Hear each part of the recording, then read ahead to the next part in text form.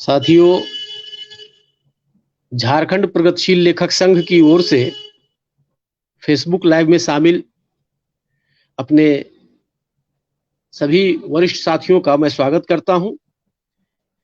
फणीश्वरनाथ रेणु जन्मशती वर्ष के अवसर पर आयोजित विमर्श श्रृंखला का यह आरंभिक चरण है और इस आरंभिक चरण में जो बातचीत करने के लिए हमारे साथ 4 बड़े आलोचक और कथाकार मौजूद हैं।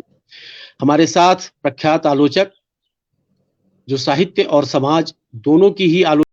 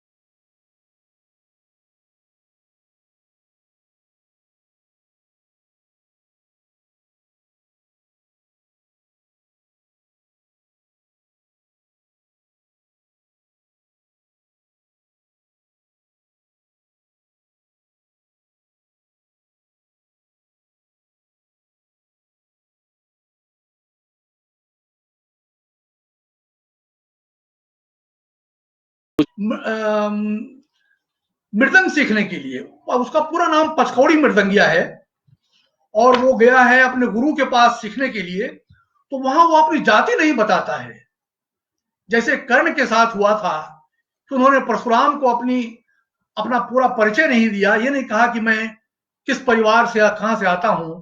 उसी तरह इन्हें भी अपनी जाति छुपानी पड़ी। और वहां जो गुरु जी की बेटी थी, गुरु जी की बेटी थी रामप्रीतिया, उससे इनका बहुत निजी संबंध बन जाता है और गर्भवती हो जाती है वो। तो जब गुरुजी कहते हैं कि तुम अब इसे चुमौना करा लो, तब वो वहां से भाग खड़ा होता है। दरअसल वो नहीं चाहता कि जब ये जानकारी हो कि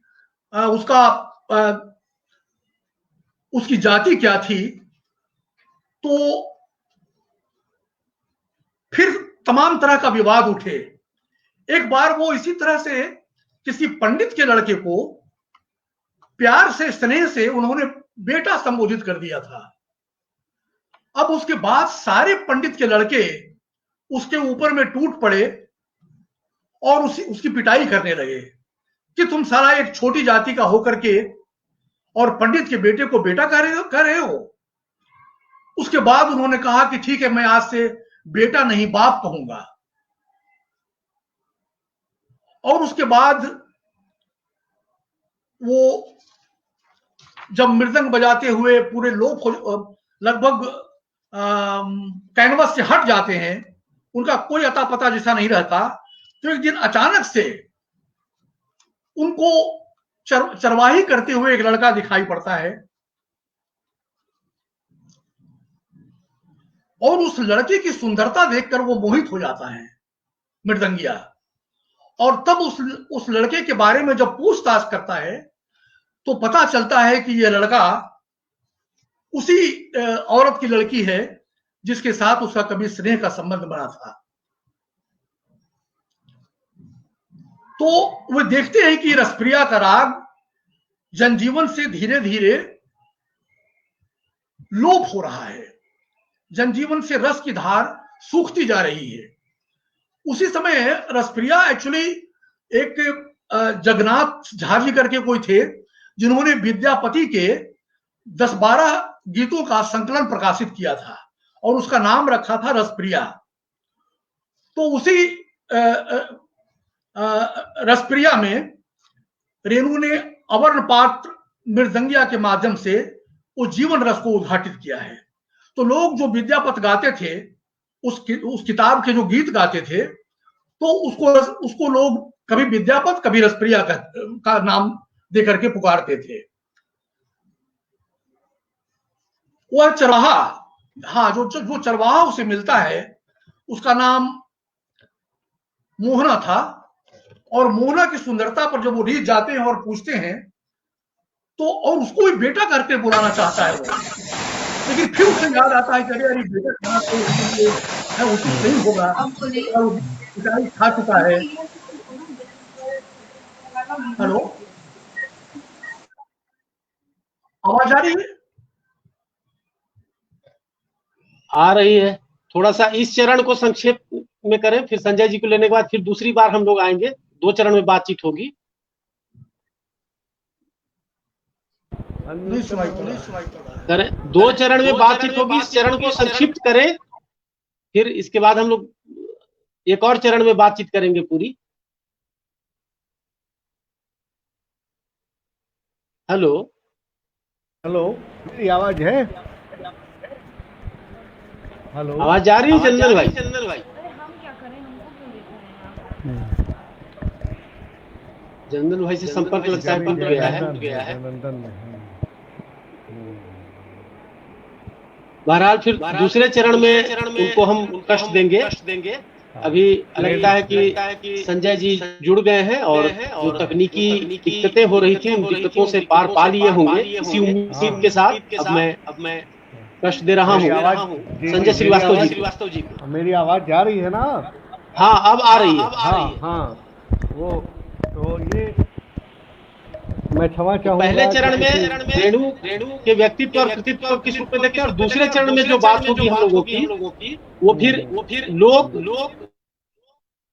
की भाषा में लोक जीवन वाला सत्र होगा। इसलिए पहले चरण में व्यक्तित्व और कृतित्व पर केंद्रित रखते हुए आवाज मुझे सुनाई पड़ रही थी, मैं माफी चाहूंगा। और ये पूरी तरह से मेरी तरफ से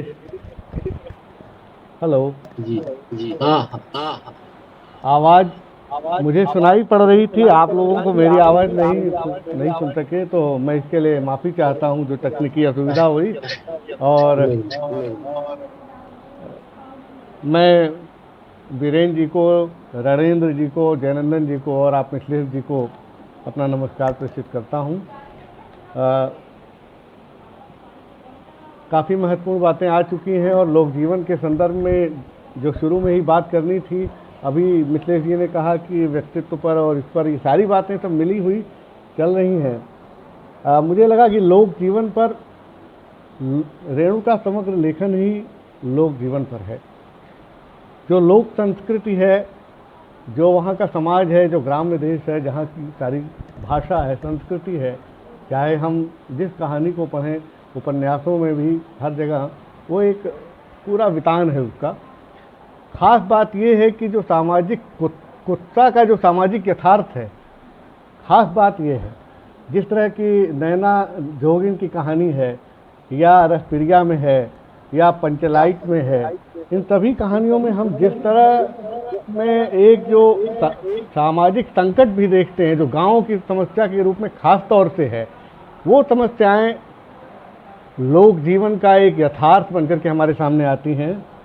हालांकि उस समस्या को और उसके साथ जो कहानी विकसित होती है, जिस तरह से पंचलाइट में गोधन की कहानी और कमली की कहानी और ये सारा उनका प्रेम संबंध और उस पर जो खाप की पंचायत जैसे होती है, वहाँ जो गांव के लोगों के फैसले हैं, उसका बहिष्कार होता है गोधन का, तो उसमें जो सामाजिकता है जिससे गोधन का बहिष्कार और फिर उसकी वापसी पंचलाइट को चलाने के लिए होती है, उस प्रेम पर प्रतिबंध लगता है। ये जो वहाँ जो शब्द गढ़े गए हैं, जो बात जो जिस तरह से रेणु ने अपनी भाषिक संरचना के द्वारा जो बातें की हैं, जो पूरी तरह से मिथिलांचल का, उस अंचल का, मैं इस आंचलिक शब्द को जो आलोचना की शब्दावली में हमारे हिंदी में आता है, मैं उससे भी ज़्यादा कहूँ कि सबाल्टर्न डिस्कोर्स है पूरा। रेणु का जो पूरा लेखन है, इस पूरे लेखन को हमें अपनी नई शब्दावली में अगर चल करके कहें तो वो सबाल्टर्न का ही है। वो सारा समाज और उस समाज का जो एक दृष्टिकोण है, हमारे आज भी पढ़ने वालों की नज़र में जैसे लगता ही नहीं कि वो हमारा हमसे जुड़ा हुआ कोई समाज है, वो एक अलग सा है।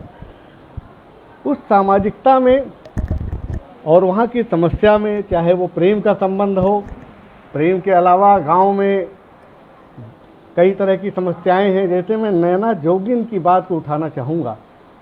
नैना जोगिन में वो लड़की जिसका नाम रत्ना है, और रत्ना के पूरे कहानी को अगर आप पढ़ते जाइए, वो एक भद्दी और बिगड़ैल औरत है, जवान औरत है, और अपने साथ कम उम्र में हुए बलात्कार के कारण वो एक अजब तरीके के आक्रोश में है। वो गांव में जो हुआ उसके साथ, उस आक्रोश का जो विकास है वो उसके पूरे व्यक्तित्व में दिखाई पड़ता है, जिसका वर्णन रेणु जी ने बड़े कायदे से नैना जोगिन में किया है। तो नैना जोगिन में जो गालियां आई हैं, जिस तरह से वो बकते हैं, जिसको नैरेटर कहानी का बताता है कि मैं उसे बड़े आराम से अपने कानों में प्रवेश करने देता हूँ और वैसे ही जैसे रेडियो सुनता हूँ। और फिर अंत क्या होता है, उस कहानी का जो आखिरी हिस्सा है, जहाँ कहानी समाप्त होती है, कि मतलब कि मैं उसको कहना चाहूँगा कि एक संतृप्ति है वहाँ पर, जब उसे लेकर के वो चले जाते हैं शहर में और उसको डॉक्टरनी से दिखाने की बात करते हैं। तो नैना जोगिन का एक संदर्भ मैंने लिया। यही हाल लाल पान की बेगम में भी है। नाच देखने जाना, रेणु की बहुत सारी कहानियों में नाच का सवाल, लोक नृत्य और नौटंकी के बीच जाना, इन सब चीज़ों में जो लोक संस्कृति है, जो वहाँ का समाज है, वहाँ की मान्यताएं हैं, वहाँ के जो उत्सव हैं, उनसे जुड़े हुए जो लोग हैं, उन पात्रों के माध्यम से आप देखिए तो वो यथार्थ दिखाई पड़ता है। आज के दौर में रेणु के उस अंचल में भी वो कुछ नहीं है। उस लोक जीवन से उभर करके आने वाले चरित्रों को अब बहुत कम देखा जा सकता है। एक नया समाज, एक नई दुनिया जो 21वीं सदी तक यहाँ आते आते बनी हुई है, उसमें रेणु के कहानियों में आए हुए समाज को हम बहुत कम देख सकते हैं।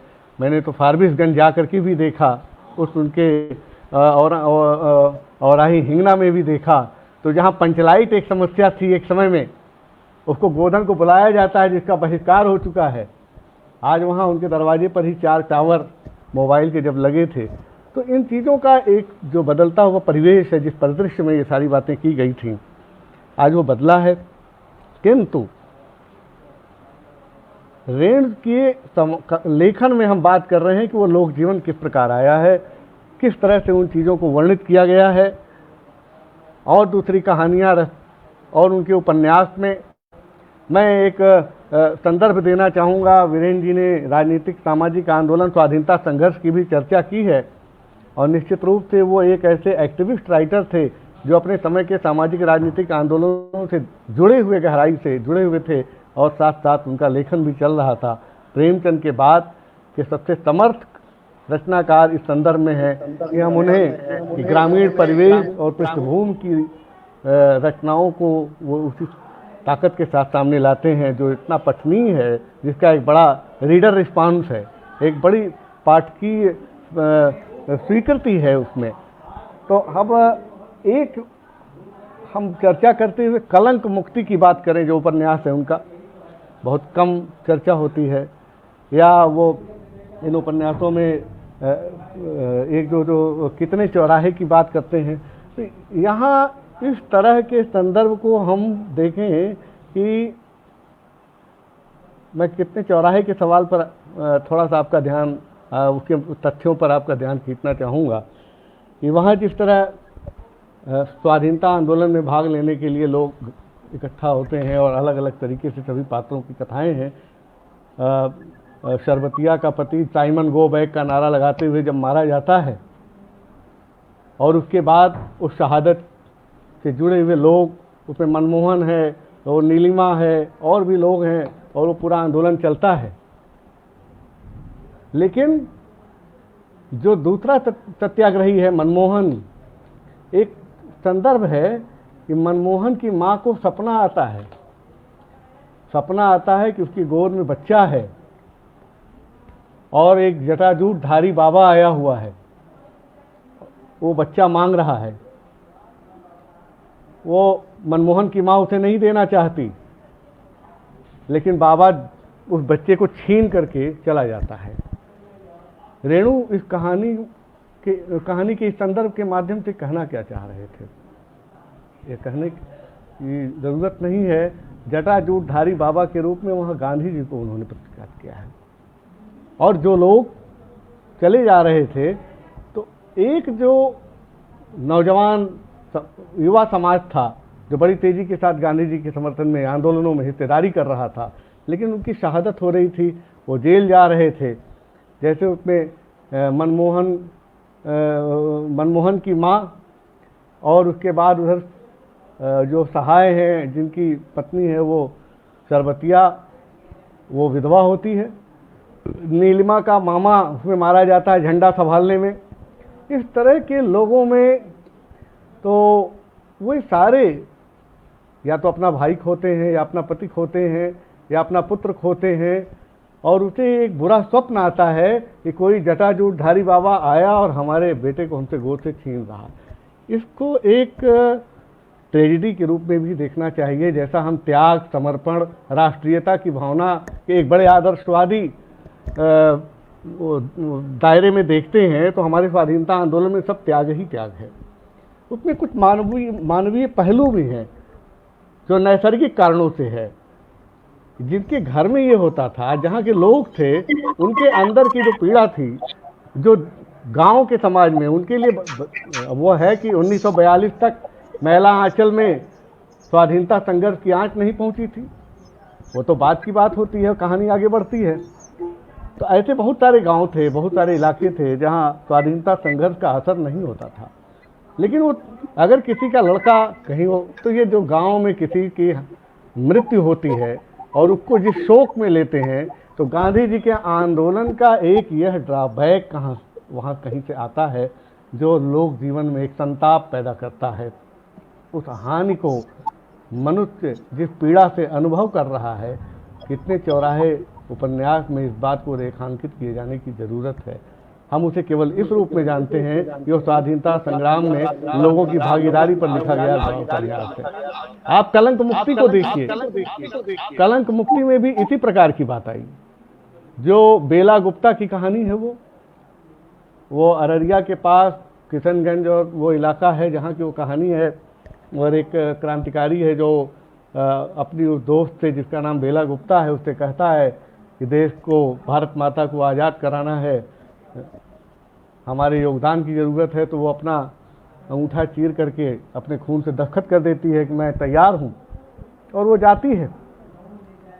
अब ये लोक जीवन में उनकी भावनाओं को किस प्रकार से हमने ग्रहण किया और उसे लेकर के वो जाता है। जब रेणु जी ने इन चीज़ों को दर्शाया है कि वो जाती है अपने उस क्रांतिकारी दोस्त के साथ पेशावर, और पेशावर में कोरोनेशन होटल है, उसके कमरा नंबर 16 में रुकती है। उसको क्रांतिकारी साथियों को हथियार पहुंचाने के नाम पर जो मीटिंग की जाती है उसमें शामिल किया गया। और उसके बाद जो अफरीदी, पूरा नाम मैं भूल रहा हूँ, अफरीदी करके है, उन साहब को उनके साथ अकेले बैठती है और बाद में वो अफरीदी उसके साथ बलात्कार करता है। और यही नहीं होता है, बल्कि अफरीदी के अलावा जो साथी जो अररिया किशनगंज से उसके साथ गया है, वह भी उसके साथ अपने यौन इच्छा की पूर्ति करता है। और इस प्रकार वो संतप्त हो जाती है, और संतप्त होकर के बेला वापस आती है और फिर अपने शहर में है, और उसकी सामाजिक गतिविधियां हैं, उसकी एक लंबी कहानी है। लेकिन ये गांव और शहर की मिली हुई कहानी, स्वाधीनता आंदोलन में लोगों के ठगे जाने की कहानी है। उन धूर्तों की भी कहानी है, जिन धूर्तों की भी कहीं न कहीं से हमारे सामने कहानियाँ मिलती हैं कि किस प्रकार वे अंदर खाने इस प्रकार एक बड़े आंदोलन को कलंकित कर रहे थे। इसलिए ये जो कलंक मुक्ति है, इस कहानी की परिणति भी बहुत ट्रेजिक है। अंत में बेला गुप्ता और उसकी जो साथ देने वाली रमपतिया, ये दोनों वेश्या होने की नियत को प्राप्त करती हैं। तो साथियों, ये इतना ही नहीं है, बल्कि इन सारे संदर्भों में उन कहानियों को वर्णित करते हुए अगर हम देखते जाएं, तो अब जो सारा जीवंत वर्णन उन्होंने, संजय जी अभी अब रोकना चाहेंगे? हाँ जी, अब फिर दूसरे चरण में हम आएंगे लौट करके। ठीक है। बहरहाल अब आपने एक पृष्ठभूमि तैयार कर दी है कि लोक की भाषा में लोक जीवन को रेणु ने किस रूप में अभिव्यक्ति दी है। और सच पूछे, मुझे लगता है कि जो प्रतिरोधी लोक संस्कृति है और जो लोक का जीवन है, वह रेणु के साहित्य का मूल आधार नजर आता है एक तरह से। बहरहाल मैं रुख करूंगा रणेंद्र जी की ओर कि वो रेणु के कथा साहित्य में लोक जीवन को किस रूप में देखते हैं, संक्षेप में, कारण कि अब समय ज्यादा नहीं बचा हुआ है, इसलिए बाकी जो हमारे पैनलिस्ट हैं उनके साथ भी बात को आगे बढ़ाना है। स्वागत है मित्रों। मुझे वंचितों के कथाकार के तौर पे रेणु के व्यक्तित्व को, उनके कृतित्व को लाने की जिम्मेदारी दी गई थी। समग्र कथा साहित्य को देखें रेणु के, तो वहां वाचिकता आपको दिखाई पड़ेगी। मूलतः हम एशियाई लोग जो हैं वो वाचिक परंपरा के लोग हैं। हमारे यहाँ लिखना जो है वो बहुत बाद की चीज है। वो तुर्क अफगान काल में लेखन की परंपरा हमारे यहाँ शुरू होती है। रेणु ठीक है कि कथा, कहानी और उपन्यास जो है आधुनिक विधा है, लेकिन रेणु जो है वो, उनकी कोशिश ये रहती है कि हम फिर से अपने पाठकों को मौखिक परंपरा की ओर ले चले। इसलिए वहां गप जो है रसाता है, रस टपकता है गप से, गल्प रचाया जाता है, गप जो है रसाता है वहां पे। कई पात्रों की बात यहाँ हो गई है प्रथम चरण में, लेकिन जो संजय श्रीवास्तव जी ने कहा कि सवाल्टर्न कथाकार, सवाल्टर्न पृष्ठभूमि की कहानियां या कथा साहित्य उनके यहाँ है, तो मैं उन्हीं सवाल्टर्न परिवेश से कुछ पात्रों की चर्चा करना चाहूंगा जो बहुत ही वंचित और दलित समाज का प्रतिनिधित्व कर रहे हैं। वो एक तो जो गांव भी बदल रहा है आजादी के साथ या बदलते हुए परिवेश के साथ, और उसके जो तनाव हैं वो प्रेमचंद के यहाँ भी हैं और रेणु के यहाँ भी हैं। रेणु के यहाँ वो ज्यादा प्रकट तौर पर हमारे सामने आते हैं। खास करके जो परंपरागत कलाकारों और कारीगरों की जो हैसियत बदल रही है, उनकी प्रति जो उपेक्षा भाव बढ़ रहा है, कि जैसे जैसे लग रहा है कि आजादी आई है, वैसे वैसे कई बुराइयां भी, लालच भी बढ़ी है, ईर्ष्या भी बढ़ी है। जिन बड़ी कोठियों के भरोसे वो कलाकार और कारीगर हुआ करते थे, उन कोठियों का मन भी संकुचित होता चला गया है। तो ऐसी कई कहानियां, उसमें खास तौर पे ठेस और रसप्रिया और संबदिया का हम उल्लेख कर सकते हैं। ठेस से अगर मैं बात शुरू करूं तो ठेस का जो वो कलाकार है, वो सिरचन, वो सिरचन जो है वो अभी शुरुआत जो कहानी की होती है तो एक कामचोर कृषक मजदूर के तौर पे वो कहानी की शुरुआत होती है, लेकिन फिर पता लगता है कि सिरचन एक ऐसा कलाकार हुआ करता था एक समय, जब उसके दरवाजे पे, उसकी मड़ैया के आगे बड़े बड़े बाबू लोगों की गाड़ियां खड़ी हुआ करती थी, सवारियां बंधी रहती थी, और वो लोग लल्लो चप्पो किया करते थे कि सिरचन भाई तुम्हारे हाथ में जादू है और ये है, कारीगरी यहीं बच गई है। वो मोथी घास और पटरे की रंगीन शीतल पाटी, बांस की तिलियों की झिलमिलाती चिक और सतरंगे डोर के मोढ़े और भूसी चुनी रखने के लिए मूंज की रस्सियों के बड़े बड़े जाले और हलवाहों के लिए ताल के सूखे पत्तों की छतरी टोपी बनाया करता था। लेकिन जैसे जैसे समय बदल रहा है, सिरचन जैसे कारीगरों की और मृदंगिया, पंचकोड़ी मृदंगिया जैसे कलाकारों की औकात जो है घटती चली जा रही है। अब गांव की कोशिश ये है कि बिना मजदूरी के दिए हुए केवल पेट भर भात खिलाकर सिरचन से काम करवा लिया जाए। लेकिन और स्वार्थी जो है वो संपन्न वर्ग है, उसको अनाज भी देना नहीं चाहता है, उसको मजदूरी भी देना नहीं चाहता है। चालाकी ये करता है कि केवल खाना खिला के और कुछ फटा पुराना कपड़ा देकर उसको विदा कर लिया जाए, उससे मनचाहा मनचित्ता काम करवाया जाए। लेकिन दुष्प्रचार यह किया गया है कि ये बड़ा चटोर है और बहुत उसके जुबान पर लगाम नहीं है। तो एक शोषण के कई रूप हो सकते हैं। एक रूप तो ये है कि आपको मजदूरी नहीं देनी है, उसको यूं ही खटवाना है, और उसके साथ एक बाचिक हिंसा भी साथ साथ चलती है कि उसको आप चटोर कहिए, उसको आप बड़बोला कहिए, उसको मुंह लगाने वाला कहिए। अब जो नरेटर है उसकी जो छोटी बहन है मानू, उसकी पहली बार ससुराल जा रही है, और वहां से जो मांग आई है वो आई है कि वो जो चिक है वो 3 जोड़ी चिक होनी चाहिए, और चटाई जो है वो 2 जोड़ी चटाई भी होनी चाहिए।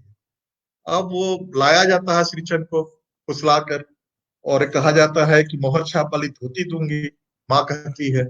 लेकिन उसी घर में मझली भाभी भी हैं, उसी घर में चाची भी हैं, जो किसी कारण से चिढ़ती हैं सिरचन से, और नतीजा ये होता है कि सिरचन जो है चिढ़ जाता है और बिना काम किए, पूरा किए हुए, हालांकि मानू चाहती है और नरेटर भी चाहता है कि काम पूरा हो, लेकिन स्थितियां ये बनती हैं कि इस ढंग से पर बोल बोले जाते हैं उसकी जात पर, उसके छोटेपन पर, कि वो जो है बिना काम छोड़े हुए कि पूरा किए हुए चल देता है।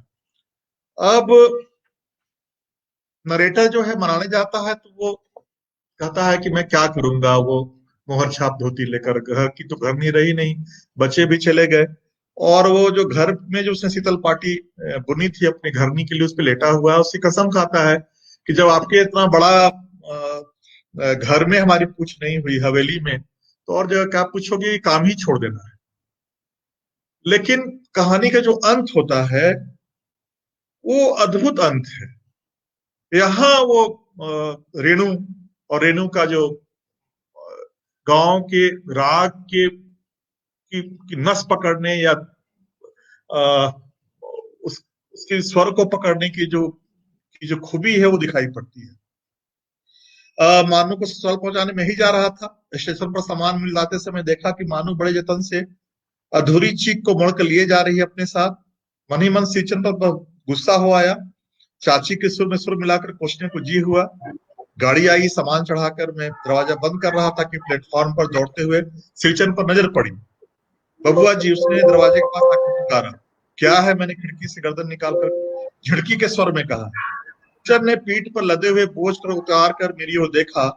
दौड़ता आया हूँ, दरवाजा खोलिए। मानू दीदी कहाँ है, एक बार देखूं।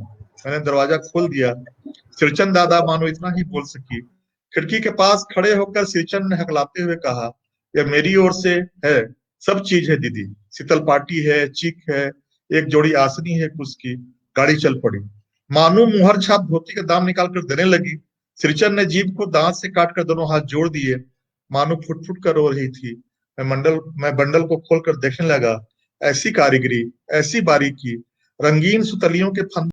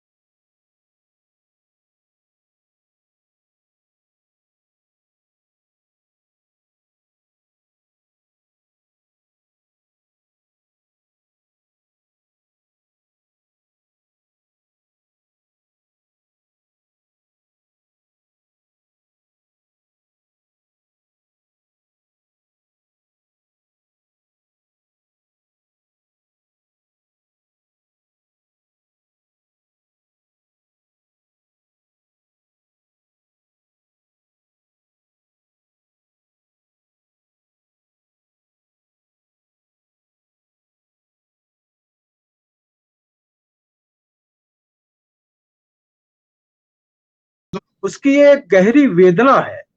अगर उसकी गहरी वेदना को पृष्ठभूमि में रख करके आस्वाद परक दृष्टि से लोक संस्कृति और लोक जीवन को हम ग्रहण करेंगे तो मैं समझता हूं कि रेणु की जो एक मुकम्मल दृष्टि थी, सामाजिक आलोचना की, राजनीतिक आलोचना की, और जिसे कि सबाल्टर्न दृष्टि के नाम से जाना जाता है, तो ये सबाल्टर्न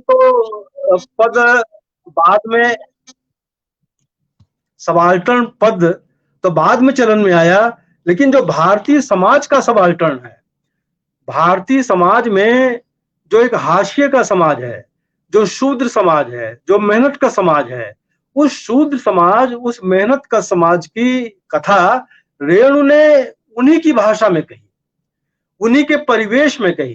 तो सवाल ये है, अब ये ध्यान देने की बात है कि चाहे बामन दास है, बालदेव है, कालीचरण है, या चरित्र कर्मकार है, या डॉक्टर प्रशांत है, मैं इसको डॉक्टर प्रशांत में भी जोड़ूंगा, यानी कि जो संघर्षशील हैं, डॉक्टर प्रशांत भी परिवर्तनकामी थे। ये सारे व्यवस्था के मारे हुए, यानी डॉक्टर प्रशांत को भी गिरफ्तार किया गया, डॉक्टर प्रशांत भी जेल गए। तो जो दूसरे जो पात्र हैं, यानी कि बालदेव और बामन दास, चरित्र कर्मकार और कालीचरण, ये तो संघर्षशील समाज से आए थे और ये समाज में एक परिवर्तनकामी चेतना के साथ वहां से मौजूद थे, हाशिए के समाज के हिस्से थे। लेकिन डॉक्टर प्रशांत वैज्ञानिक चेतना का वाहक था। गांव में मलेरिया सेंटर बनना था, वो देखिए मलेरिया सेंटर बनने की उस घटना को अगर हम याद करें तो उस मलेरिया सेंटर को बनने में सहायक कौन लोग थे और बाधक कौन लोग थे। मलेरिया सेंटर को बनने में सहायक, उसमें श्रमदान करने वाले, उस सेंटर को बनाने में वहां के जो श्रमिक समाज था वो तो आगे बढ़ के उसने हिस्सा लिया, आधे पेट रह करके भी उसने वहां पर मजदूरी की। लेकिन उसमें असहयोग करने वाले कौन थे? उसमें असहयोग करने वाला वहां का कुलीन सवर्ण समाज था। और जो जोतखी जी थे, बाभन टोले के जो जोतखी जी थे, वो तरह तरह की अफवाहें फैला रहे थे।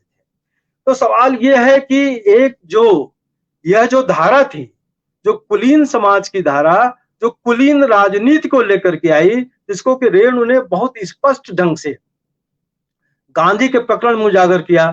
जब गांधी की हत्या हुई, गांधी की हत्या के बाद जब गांधी का शोक अगले दिन मनाया जाना था 31 जनवरी को गांव के अंदर, तो वो हाशिए के समाज के लोग, वो सारे लोग इकट्ठा हुए, लेकिन कुछ लोग वहां पर नहीं एकत्रित हुए। जोतखी जी ने कुछ लोगों को मना किया।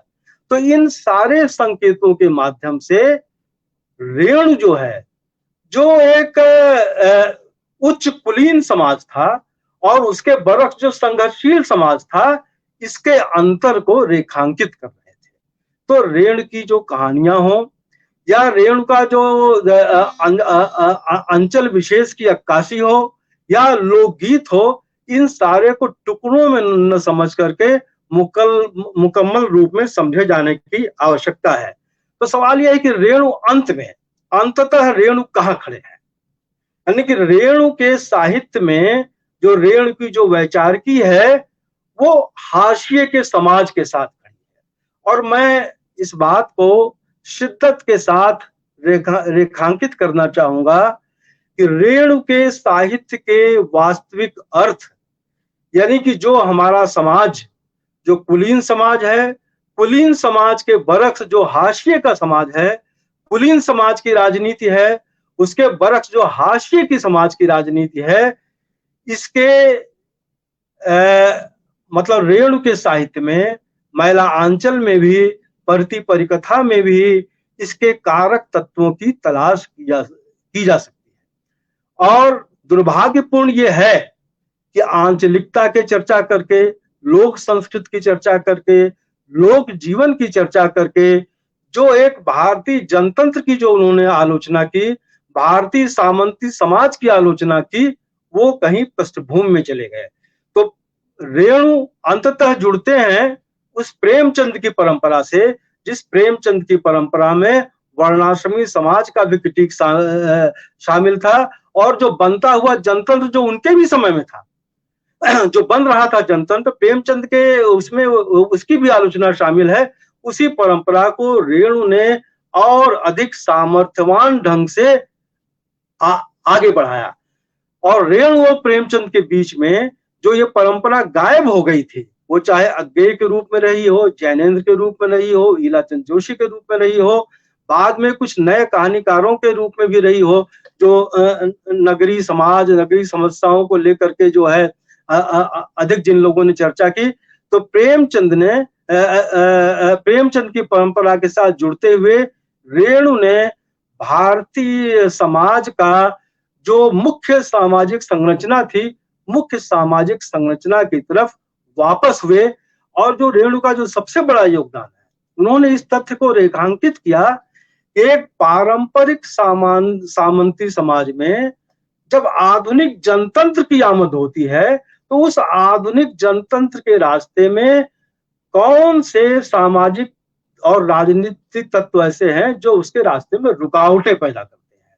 तो एक कथा साहित्य में इसकी पहचान जिस बेहतर ढंग से रेणु ने की है, मैं समझता हूं आजादी के 7 दशकों बाद आज जब हम रेणु की फिर से चर्चा कर रहे हैं, तो रेणु की चर्चा महज एक उपन्यासकार के रूप में नहीं, महज एक आंचलिक कथाकार के रूप में नहीं, महज एक लोक जीवन लोक संगीत के कहानीकार के रूप में नहीं, बल्कि एक मुकम्मल दृष्टा कथाकार के रूप में, दृष्टा विचारक के रूप में, जो कि आज सर्वथा प्रासंगिक ही नहीं बल्कि जरूरी भी है।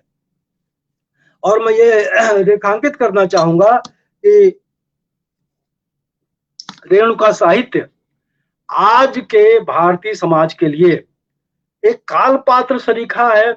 इसलिए कालपात्र सरीखा है कि ये हमारे समाज की जो मुख्य सामाजिक संरचना है, जो उसकी एक पृष्ठभूमि है, जो उसकी आधार भूमि है, उस आधार भूमि पर रेणु साहित्य की भित्ति खड़ी हुई है।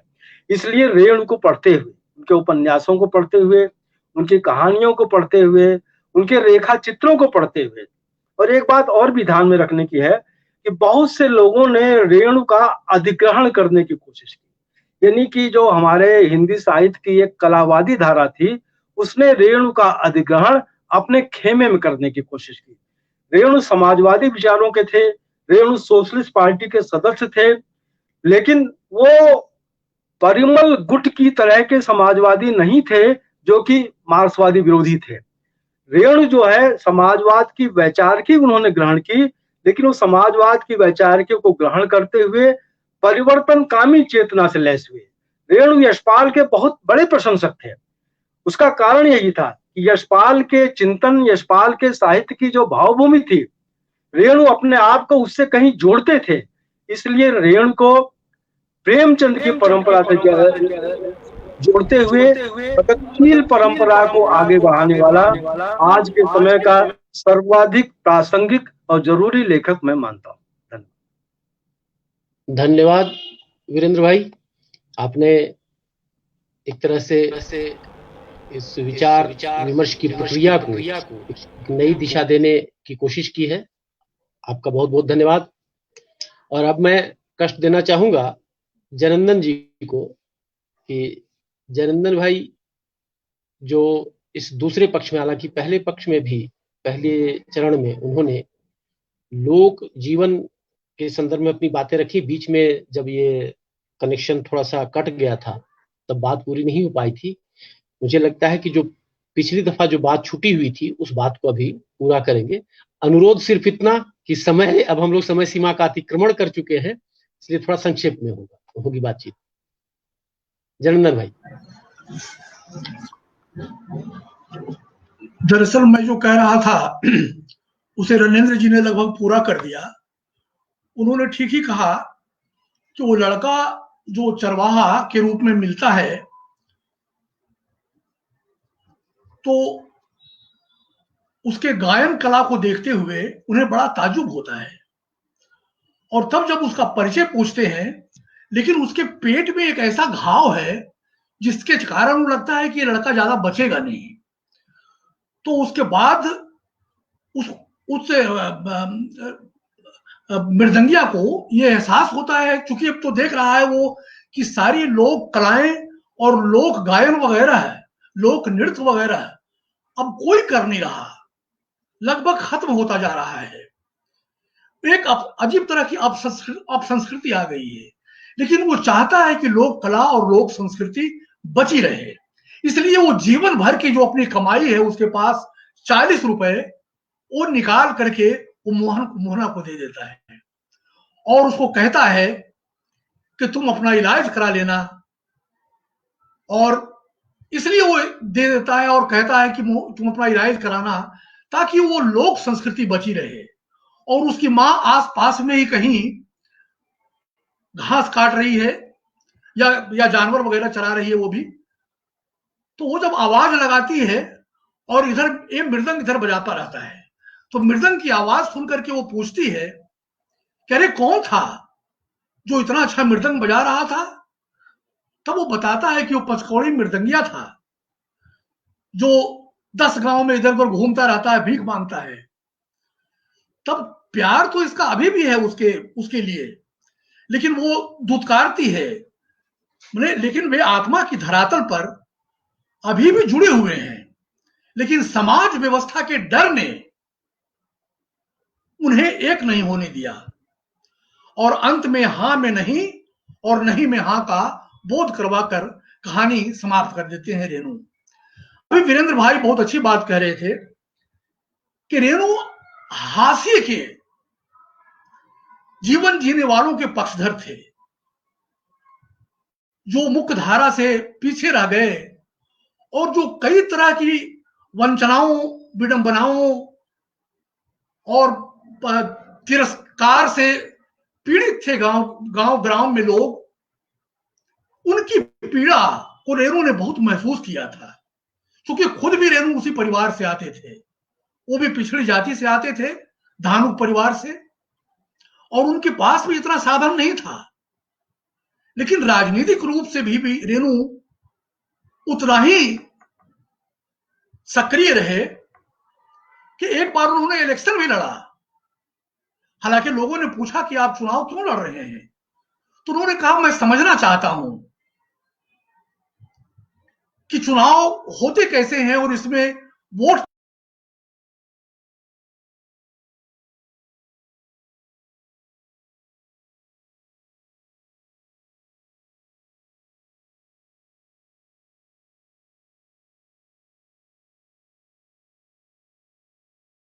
जलेंद्र भाई की आवाज चली गई है। हेलो शिखर जी, वीडियो भी चला गया। हाँ वीडियो भी लॉस कर गया है। उनका चला गया है, तो आप नए अगले को ले लीजिए, अगले वक्ता पे। ठीक ठीक। हाँ अभी अब संजय जी बाकी हैं। मैं संजय जी से आग्रह करूंगा कि वो अब अपना दूसरे चरण का जो वक्तव्य है, जो पिछली बार बीच में छूटा था, उसे पूरा करने का कष्ट करें। संजय जी।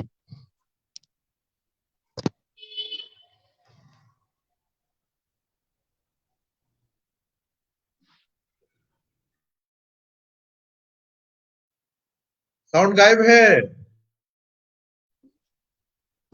संजय जी की भी आवाज नहीं आ रही है।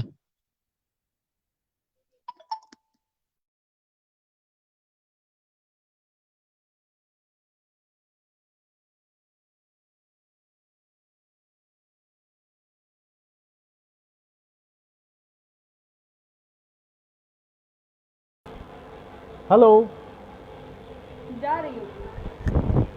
आ रही है आवाज। आ रही है। तो हाँ, तो उनकी तमाम कहानियाँ और उपन्यासों का जिक्र जब हम करते हैं तो बिल्कुल सही है, जैसा मैंने कहा कि हमारे यहाँ जो इस समय में 20-25 साल के दौरान और बहुत विस्तार दिया उस बात को वीरेंद्र जी ने, उस सबाल्टर्न डिस्कोर्स के हवाले से ये सारी बात। हमारे पास एक बड़ा लेखक उस समाज का है और एक ऐसा प्रभावशाली लेखक है जिसका लोकल ग्लोबल है। वो स्थानीयता को इतने बड़े फलक पर उठाता है कि मैला आंचल जैसा उपन्यास गोदान के बाद का एक दूसरा बड़ा उपन्यास है। हिंदी में इन चीज़ों को हम अगर देखते हैं कि जैसे श्रीलाल शुक्ल का राग दरबारी बनता है या और सारे उपन्यास लोकप्रियता की श्रेणी में बहुत कुछ है, लेकिन हमारे समाज की विडंबनाओं को, हमारे राजनीति के साथ जो जनता का संबंध है, जो अंतर संबंध है और जो संतरास से गुजरता है, इन सारी बातों को बहुत विस्तार में कहा है। उसकी बात हम नहीं करेंगे, हमारे वरिष्ठ आलोचक वीरेंद्र जी ज़्यादा समर्थ हैं उस बात को सैद्धांतिकी के हवाले से कहने के। लेकिन हम सब उन चीज़ों को देखते हैं। उन्होंने जो दोहराई चरित मानस सतीनाथ भादुड़ी के उपन्यास को भी अनुदित किया और वो बात आई, तो गांधी जी की आत्मकथा का एक संदर्भ है उसमें। जो गांधी जी जब चंपारण में थे भितिहरवा गांव में, तो भितिहरवा गांव में रहते हुए उन्होंने देखा कि जो औरतें आती हैं वो औरतें गंदा मैला कुचैला कपड़ा पहने रहती हैं और जैसे लगता है धुला ही नहीं जाता, बदबू आ रही होती है। उन्होंने कस्तूरबा जी से कहा कि इनको कह दो कि कपड़ा धुल करके साफ करके पहना करें। यह वृत्तांत है और इसका वर्णन अपने तरीके से दोहराई चरित में आया है और इसको हम सब तक पहुंचाने का श्रेय रेणु जी को ही जाता है। तो उन औरतों ने उसमें जो, मैं थोड़ा सा केवल इसी पर बात करूंगा तब तक समय बीत जाएगा, और उस कथानक में ये होता है कि बा को वो औरत ले जाती है, आइए घर में, कहा देखिए हमारे कमरे में, अपनी झोपड़ी में ले जाती, कहती कुछ नहीं है यहाँ, या कोई संदूक नहीं है, कुछ सामान नहीं है, यही एक कपड़ा है मेरे पास, और नहा करके फिर इसी को पहनना होता है। इसका वर्णन हुआ है झोटहा लोग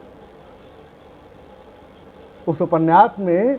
आज झोटहा स्नान होगा, मैंने गांव की औरतें इस स्थिति में थीं, जो निर्वस्त्र रहने वाला समाज था, जो नंगा रहने वाला समाज था, जिसमें 10-12 साल के तक के लड़के बिना वस्त्र के ही रहते थे, और पुरुष भी थे तो एक ही तन पर कपड़ा रहता था ऊपर नीचे तक। उस समाज की बात उसको उठाया है, उसको वर्णित किया है। गांधी जी की आत्मकथा का ये दृष्टांत है जिसका वर्णन दोहराई चरित में भी आया है। वो बंगला में होता, लेकिन उसको हिंदी तक लाने का श्रेय रेणु जी को ही जाता है। हम देखते हैं कि उस समाज को, उस झोटाहा समाज को हम जानते नहीं हैं। ये लोक जीवन का वो शब्द है, ये वो उदाहरण है जिसको संदर्भित किया है उस कृति में सतीनाथ भादुड़ी ने, और उसको हम तक पहुंचाया है हिंदी के माध्यम से उस किताब को। तो झोटहिया लोगों के बहाने से, और खद्दर की कहानी जो चरखा की बात है जिसको महिला आंचल में भी वर्णित किया गया, इन सारी चीज़ों को देखने की ज़रूरत है। एक बड़ा कोलाज है जिसमें देश की गरीबी का, देश की बदहाली का और पूरी तरह से अराजक व्यवस्था का जो एक चित्र है वो वहाँ पर आता है। इसी के बीच में प्रेम, जिसका जिक्र रणेंद्र जी ज़्यादा कर चुके हैं, और प्रेम की वो कहानी जो जिसके लिए रेणु जी को तीसरी कसम के लिए जाना जाता है, जितनी वो कहानी है उतना ही वो सिनेमा भी है। और इन दोनों को मिला करके रेणु जी के कथानक में जो प्रेम का है वितान, और प्रेम का वो बहुत बोल्ड स्वरूप जिसकी चर्चा मैं पहले कर रहा था नैना जोगिन में है, इन सब के बीच में, रसप्रिया के बीच में, और लाल पान की बेगम में भी आप देखिए वो दाम्पत्य का जो प्रेम है, या कस्बे की, क्या नाम है कहानी का, जो हजारीबाग पर लिखी गई है कहानी, कस्बे की लड़की या ऐसा कुछ एक कहानी है, उसमें भी वो कुरूप स्त्री है। कुरूप स्त्री का सौंदर्य और उसका आत्ममुग्धा होना, जिसको हम लोग काव्य शास्त्रों में या में कहते हैं मुग्धा नायिका। एक कुरूप औरत जो बोलती है तो खे खे निकलता है, उस औरत की कहानी को जिस तरह से वर्णित किया है और किस तरह वो अपने रूप पर मुग्ध है और उसके अंदर प्रेम है, और वो भी प्रेम करना चाहती है, इन सारी कहानियों को। लेकिन एक तरफ प्रेम है, गांव की जो दशाएं हैं उनके साथ जूझ रहे वहाँ के लोग हैं, और उस जूझने की कथा मुझे वहाँ पर जब ये एक शब्द जो आया, जो लोक जीवन की हमारी चर्चा है उसमें ये बात कहने की ज़रूरत पड़ गई कि झोटहिया लोगों का नहान है। बसवाड़ी के उस पार जो इनारा है उधर कोई नहीं जाएगा। उस दिन औरत अपना कपड़ा सुखवाती थी नहाने के साथ, रोज नहीं सुखवाती थी। क्या हम ऐसे समाज के बारे में अब भी जानते हैं? यह समाज रेणु के यहाँ है, यह समाज हमें वो सारा समाज जो हमारी नज़रों से ओझल है, हम मध्यवर्गीयों या हमारे तमाम तरह के अभिजात वर्गीय लोगों ने जो कुछ भी लिखा है, जिसमें समाज का वह प्रतिबिंब नहीं आता, जिसमें से हम कह सकते हैं कि प्रेमचंद से और आगे जा करके, प्रेमचंद ने अगर होरी और धनिया की कथा की है या उन किसानों के दारुण स्थिति की कथा की है, तो रेणु ने झोटहिया स्नान करने से लेकर के रसप्रिया और अभागे लोगों की बात की है। और इस तरह हम ये नहीं कह सकते कि उनके और उनके बीच में कोई तुलना भी की कोई गुंजाइश है, लेकिन हमारा यह लेखन, हमारे ये जो लेखक है, ठीक बात आई कि उनको कलावादियों ने अपने खेमे में रखने की जो कोशिश की है। ठीक है, ये सभी विशिष्ट लेखक जो जिस लेखक का एक ऐसा व्यक्तित्व होता है, वहाँ वो सारी बातें उठती ही हैं। और हम इतना ज़रूर कहना चाहेंगे